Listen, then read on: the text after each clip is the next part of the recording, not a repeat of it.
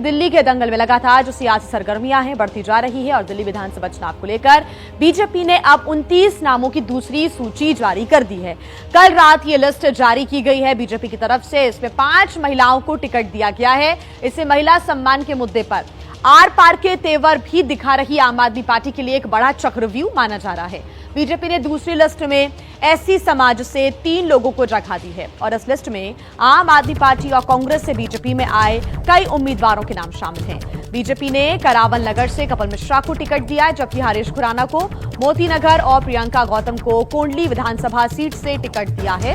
प्रियंका गौतम पिछले साल अपने कई समर्थकों के साथ आम आदमी पार्टी से बीजेपी में शामिल हो गई थी और पार्षद रह चुकी है। तो वहीं कस्तूरबा नगर सीट से चुनाव लड़ने के लिए बीजेपी ने नीरज बसोया पर भरोसा जताया है। नीरज कांग्रेस से विधायक रह चुके हैं। दिल्ली विधानसभा चुनाव में बीजेपी ने नरेला से राजकरण खत्री, तिमारपुर से सूर्यप्रकाश खत्री, मुंडका सीट से गजेंद्र दलाल, किरारी से बजरंग शुक्ला, सुल्तानपुर माजरा सीट से करम सिंह कर्मा, शहूर बस्ती से कर्नैल सिंह, श्रीनगर से तिलक राम गुप्ता को टिकट दिया है।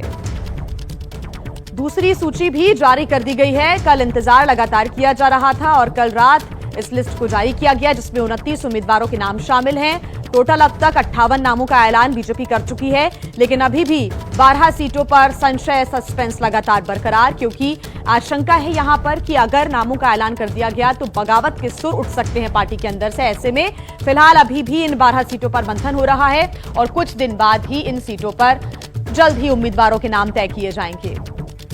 तो दिल्ली में बीजेपी की दूसरी लिस्ट में जिन लोगों को टिकट मिला है उनकी दावेदारी भी आपको सुना देते हैं।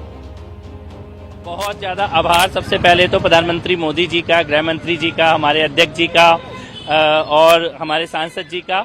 ये चुनाव हम जीतने जा रहे हैं। करावल नगर में एक बड़ी जीत भारतीय जनता पार्टी की होने जा रही है। सामने दिखाई दे रहा है अरविंद केजरीवाल की जो मिस गवर्नेंस है, करप्शन है, उससे दिल्ली के लोग नाराज हैं और जिस प्रकार के आरोप प्रत्यारोप, डर, जिस प्रकार की बातें अरविंद केजरीवाल कर रहे हैं, उससे उनके चेहरे पे हार दिखाई दे रही है। प्रचंड विजय भारतीय जनता पार्टी की, इस बार भगवा लहराएगा दिल्ली की विधानसभा में। कोंडली विधानसभा से टिकट देकर जो मुझ पर विश्वास किया है, मैं उनके हमेशा आभारी रहूंगी और इस बार 29 साल बाद कोंडली विधानसभा की जीत पहली बार जिताकर उनकी झोली में डालने का काम करके उनके हाथों को मजबूत करूंगी। कुलदीप को दोबारा टिकट दिया है। कुलदीप से हमारे क्षेत्र की जनता रुष्ट है। कुलदीप ने किसी समाज का यहाँ पे मान सम्मान नहीं रखा। कुलदीप हमारी विधानसभा में भी नहीं रहते हैं। उनको वापस मंडावली भेजने का इस बार प्रोग्राम है कि हमारी टक्कर नहीं है, एक तरफा जीत है और भारी बहुमत से हम कोंडली विधानसभा की सीट जीत कर दिखाएंगे। दिल की गहराइयों के साथ हार्दिक धन्यवाद देता हूँ कि जो उन्होंने कस्तूरबा नगर के लिए मुझे चुना। पब्लिकली सबको पता है कि केजरीवाल से ज्यादा भ्रष्ट कोई नहीं है। शराब घोटाला हो, स्कूल घोटाला हो, शीश महल घोटाला हो, सारे घोटालों में केजरीवाल सरकार को भाजपा ने एक्सपोज किया। लोगों के बीच में हम इसी नारे के साथ जाएंगे कि भ्रष्ट सरकार को हमें हटाना है और मोदी जी की सरकार दिल्ली में बनानी है। डबल इंजन की सरकार दिल्ली का विकास करेगी। दिल्ली के पूर्व मुख्यमंत्री मदन लाल खुराना के बेटे और दिल्ली बीजेपी के प्रवक्ता हरीश खुराना मोतीनगर से उम्मीदवार बनाए गए हैं। हरीश खुराना इस बार बीजेपी की बड़ी जीत का दावा कर रहे हैं, सुनिए। हरीश खुराना जी खुद मौजूद हैं। हरीश जी, सबसे पहले तो आपको कॉन्ग्रेचुलेशंस, आपको टिकट मिला है और किन तमाम मुद्दों को लेकर मोतीनगर में बीच में जा रहे हैं?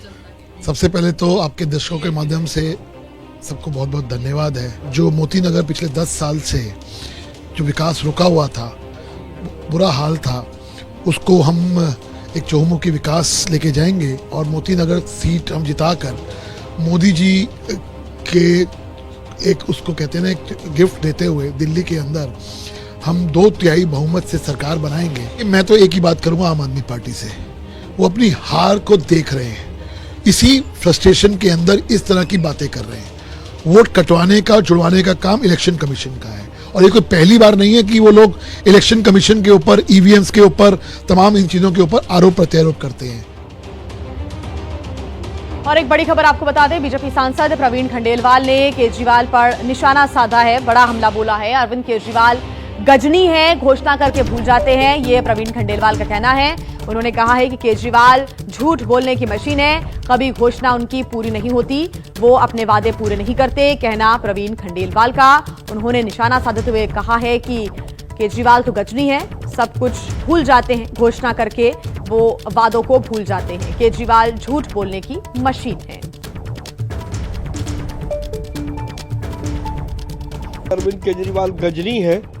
गजनी वो है क्योंकि वो घोषणा करके भूल जाते हैं और एक नई घोषणा करते हैं जिसका कोई सिर नहीं है, जिसका कोई पैर नहीं है। अरविंद केजरीवाल केवल आरोप लगाना जानते हैं, वो झूठ बोलने की बड़ी मशीन है। बीजेपी नेता आरपी सिंह ने आम आदमी पार्टी के साथ ही कांग्रेस पर निशाना साधा है। उन्होंने कहा कि अगर कांग्रेस आम आदमी पार्टी के साथ मिलकर पहली बार केजरीवाल को सीएम नहीं बनाती तो आज दिल्ली की ये बदहाली नहीं होती। और ज्यादा जानकारी के साथ हमारे संवाददाता अंकित गुप्ता लगातार हमारे साथ जुड़े हुए हैं। अंकित, लगातार जो दिल्ली का चुनाव है बेहद दिलचस्प होता ही जा रहा है, त्रिकोणीय मुकाबला लगातार बना हुआ है। दीपक रावत भी हमारे साथ जुड़े हुए हैं। लेकिन अंकित, दूसरी लिस्ट जारी कर दी है बीजेपी ने और उसके बाद से जो सियासी सरगर्मियां हैं इस ठंड में बढ़ती जा रही हैं। निश्चित तौर पर और लिस्ट तो आती ही जा रही है, उम्मीदवारों के नामों का ऐलान तो होता ही जा रहा है, लेकिन जो आरोप प्रत्यारोप चल रहा है दोनों तरफ से, और दोनों नहीं तीनों तरफ से अगर मैं कहूं तो ज्यादा बेहतर होगा, क्योंकि कांग्रेस भी पीछे नहीं है।